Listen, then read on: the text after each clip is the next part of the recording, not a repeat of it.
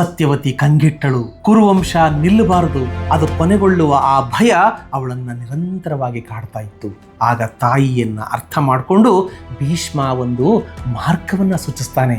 ಧರ್ಮದ ಪ್ರಕಾರ ವಂಶವನ್ನು ಉಳಿಸಲು ಮಹರ್ಷಿಯ ಸಹಾಯವನ್ನು ನಾವು ಪಡ್ಕೊಳ್ಬೋದು, ಏನಾದರೂ ಒಂದು ಆಲೋಚನೆ ಮಾಡ್ಬೋದು ಅಂತ ಹೇಳಿ ಸತ್ಯವತಿಯನ್ನು ಕೇಳಿಕೊಂಡಾಗ ಸತ್ಯವತಿಗೆ ತನ್ನ ಮೊದಲ ಪುತ್ರನಾದ ಮಹರ್ಷಿ ವ್ಯಾಸರ ನೆನಪಾಗ್ತದೆ. ಸತ್ಯವತಿಗೆ ಮೊದಲನೆಯ ಪುತ್ರ ವ್ಯಾಸ ಹೇಗೆ ಬಂದ ಅನ್ನೋದನ್ನು ಒಂದು ಸಣ್ಣ ಪೀಠಿಕೆಯನ್ನು ಹೇಳಿ ನಾನು ನೇರವಾಗಿ ಮತ್ತೆ ಕಥೆಗೆ ಪ್ರವೇಶ ಮಾಡ್ತೇನೆ. ಸತ್ಯವತಿ ಮೀನುಗಾರರ ಮನೆಯಲ್ಲಿ ಬೆಳೆದದ್ದರಿಂದ ಆಕೆ ದೋಣಿ ನಡೆಸ್ತಕ್ಕಂತಹ ಕಾಯಕವನ್ನು ಮಾಡ್ತಾ ಇರ್ತಾಳೆ. ಒಮ್ಮೆ ಆಕೆ ದೋಣಿಯನ್ನ ನಡೆಸುತ್ತಿರುವ ಸಂದರ್ಭದಲ್ಲಿ ಪರಾಶರ ಎನ್ನುವ ಋಷಿ ಆಕೆಯ ದೋಣಿಯನ್ನ ಏರ್ತಾರೆ. ಪರಾಶರ ಮಹರ್ಷಿಗಳು ಸನಾತನ ಹಿಂದೂ ಧರ್ಮದ ಅತ್ಯಂತ ಪೂಜನೀಯ ಮತ್ತು ಪ್ರಭಾವಶಾಲಿ ವೈದಿಕ ಋಷಿಗಳಲ್ಲಿ ಒಬ್ಬರಾಗಿದ್ದಾರೆ.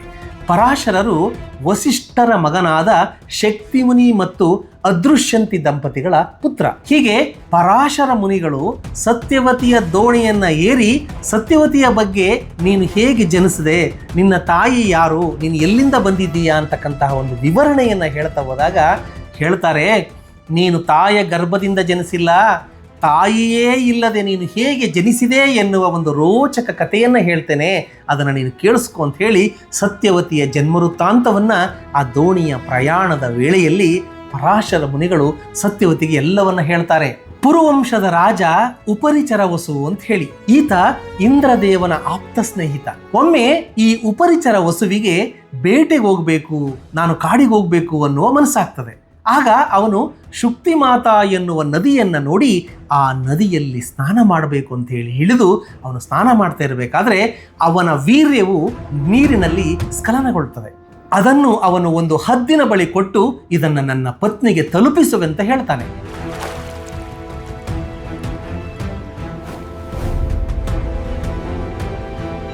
ಆದರೆ ಮಾರ್ಗ ಮಧ್ಯದಲ್ಲಿ ಹದ್ದಿನ ಕೈಯಲ್ಲಿದ್ದ ವೀರ್ಯ ಜಾರಿ ಬ್ರಹ್ಮದೇವನ ಶಾಪದಿಂದ ಮೀನಾಗಿದ್ದ ಅಪ್ಸರೆ ಅದ್ರಿಕಾಳಿಗೆ ಸಿಗ್ತದೆ. ಇದರಿಂದ ಆ ಮೀನು ಗರ್ಭಧರಿಸುತ್ತೆ.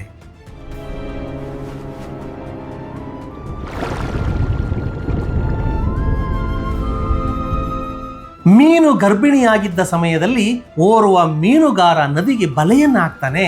ಗರ್ಭಿಣಿಯ ಮೀನು ಆತನ ಬಲೆಗೆ ಸಿಕ್ಕಾಕೊಳ್ಳುತ್ತೆ.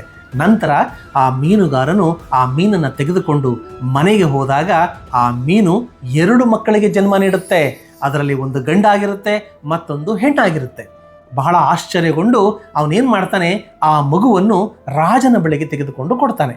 ಆಗ ರಾಜನು ಗಂಡು ಮಗುವನ್ನು ತಾನಿಟ್ಟುಕೊಂಡು ಆ ಮಗುವಿಗೆ ಮತ್ಸ್ಯ ಅಂತ ಹೆಸರಿಡ್ತಾನೆ.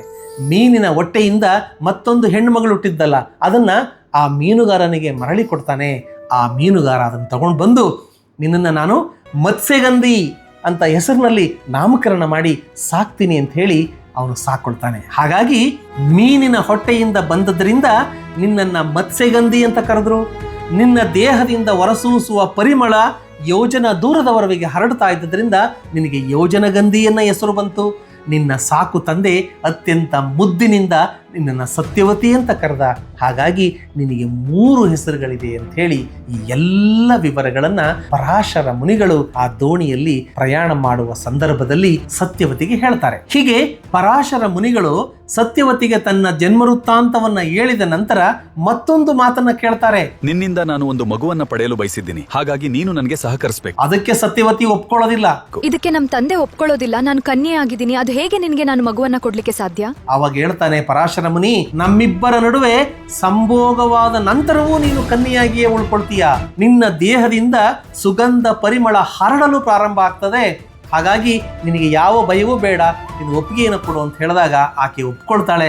ಪರಾಶರ ಋಷಿ ದೋಣಿಯನ್ನ ತನ್ನ ಮಂತ್ರಗಳ ಶಕ್ತಿಯನ್ನ ಬಳಸಿ ಮಂಜಿನ ಹೊದಿಕೆಯಿಂದ ಮುಚ್ಚಿಬಿಡ್ತಾನೆ. ಹೀಗೆ ಪರಾಶರ ಮತ್ತು ಸತ್ಯವತಿಯ ಸಂಗಮದಿಂದ ಜನಿಸಿದ ಮಗುವೇ ವ್ಯಾಸ ಮಹರ್ಷಿಗಳು. ಇವರೇ ಮುಂದೆ ಮಹಾಭಾರತವನ್ನು ಬರೀತಾರೆ. ನಾನು ಈಗ ಹೇಳ್ತಕ್ಕಂತಹ ಈ ಮುಖ್ಯ ಕಥೆಯಲ್ಲಿ ಪರಾಶರ ಮತ್ತು ಈ ವೇದವ್ಯಾಸರು ಹೇಗೆ ಸತ್ಯವತಿಗೆ ಮಗನಾಗಿ ಹುಟ್ಟುತ್ತಾನೆ ಅನ್ನುವ ಕಥೆಯನ್ನು ಹೇಳದಿದ್ರೆ ನಿಮಗೊಂದು ಕಂಟಿನ್ಯೂಟಿ ಸಿಗೋದಿಲ್ಲ ಅಂತ ಹೇಳಿ ನಾನು ಈ ಒಂದು ಉಪಕಥೆಗಳನ್ನು ಹೇಳಬೇಕಾಯಿತು. ಹಾಗಾಗಿ ಸತ್ಯವತಿಯು ತನ್ನ ಕುರುವಂಶವನ್ನು ಮುಂದುವರೆಸಲು ತನ್ನ ಮೊದಲ ಮಗನಾದ ವ್ಯಾಸನನ್ನು ಕರೀತಾಳೆ. ತಾಯಿಯ ಮಾತಿಗೆ ಗೌರವವನ್ನು ನೀಡಿ ಕುರುವಂಶವನ್ನು ಉಳಿಸಿ ಬೆಳೆಸಲು ಒಪ್ಪಿಕೊಳ್ತಾರೆ. ಆದರೆ ಒಂದು ಷರತ್ತನ್ನು ಮುಂದಿಡ್ತಾರೆ. ವಿಚಿತ್ರ ವೀರನ ಪತ್ನಿಯರು ಅವನನ್ನು ಸಂತೋಷದಿಂದ ಸ್ವೀಕರಿಸಬೇಕು ಅಂತ ಹೇಳಿ. ಆ ಒಪ್ಪಿಗೆ ಸಿಕ್ಕಿದ ತಕ್ಷಣ ಮೊದಲಿಗೆ ಅಂಬಿಕೆ ವ್ಯಾಸರನ್ನು ನೋಡಿ ಅವರ ಭೀಕರ ರೂಪವನ್ನು ಅತ್ಯಂತ ಭಯಂಕರದಿಂದ ನೋಡಿ ಅದನ್ನು ಕಣ್ಣು ಮುಚ್ಚಿಕೊಳ್ತಾಳೆ. ಆ ಕಣ್ಣು ಮುಚ್ಚಿದ ಕಾರಣದಿಂದ ಅವಳಿಗೆ ಜನ್ಮಾಂಧನಾದ ಧೃತರಾಷ್ಟ್ರ ಹುಟ್ಟುತ್ತಾನೆ. ನಂತರ ಅಂಬಾಲಿಕೆ ವ್ಯಾಸರನ್ನು ನೋಡಿ ಭಯದಿಂದ ಬಿಳುಪಾಗ್ತಾಳೆ. ಅವಳಿಗೆ ಜನಿಸಿದ ಪುತ್ರನೇ ಪಾಂಡುರಾಜ.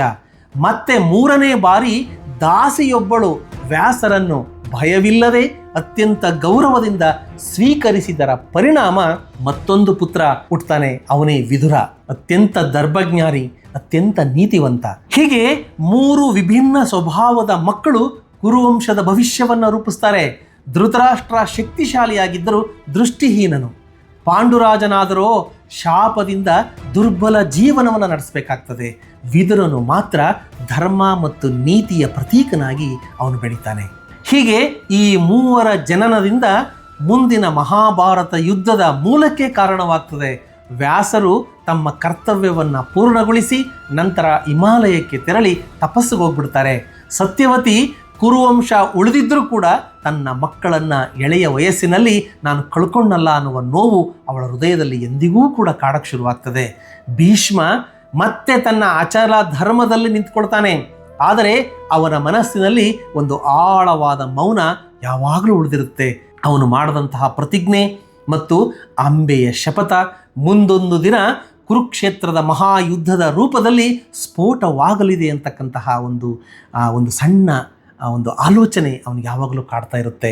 ಆತ್ಮೀಯರೇ, ಸಿಂಗಪುರ ಕನ್ನಡ ಯೂಟ್ಯೂಬ್ ಚಾನಲ್ನ ಇದುವರೆಗೂ ಯಾರು ಸಬ್ಸ್ಕ್ರೈಬ್ ಮಾಡಿಲ್ವೋ ದಯವಿಟ್ಟು ಸಬ್ಸ್ಕ್ರೈಬ್ ಮಾಡಿ.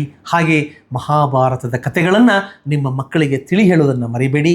ಭಾರತೀಯ ಸಂಸ್ಕೃತಿಯ ಪ್ರತೀಕವಾಗಿರ್ತಕ್ಕಂತಹ ಈ ಒಂದು ಕಥೆಗಳು, ಇಲ್ಲಿರ್ತಕ್ಕಂತಹ ಮೌಲ್ಯಗಳು ಇಂದಿನ ಯುವ ಸಮುದಾಯಕ್ಕೆ ಮುಟ್ಟಲಿ ಅಂತಕ್ಕಂಥದ್ದೇ ನಮ್ಮ ಉದ್ದೇಶ. ಮತ್ತೊಂದು ಸಂಚಿಕೆಯನ್ನು ಹೊತ್ತುಕೊಂಡು ನಿಮ್ಮ ಮುಂದೆ ಬರ್ತೇನೆ. ಧನ್ಯವಾದಗಳು. Thank you.